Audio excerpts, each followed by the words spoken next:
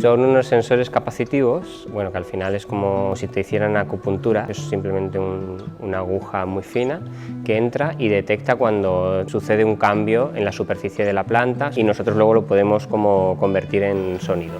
No es tanto una crítica, sino como una reflexión, que tiene que ver con la tecnología, pero que tiene que ver también con la relación que llevamos estableciendo con la naturaleza a lo largo de generaciones y especialmente pues, en la actualidad, ¿no? De sobreexplotación o de sobreuso y a lo mejor no tanto de una relación más sostenible o más con conocimiento, ¿no? de causa.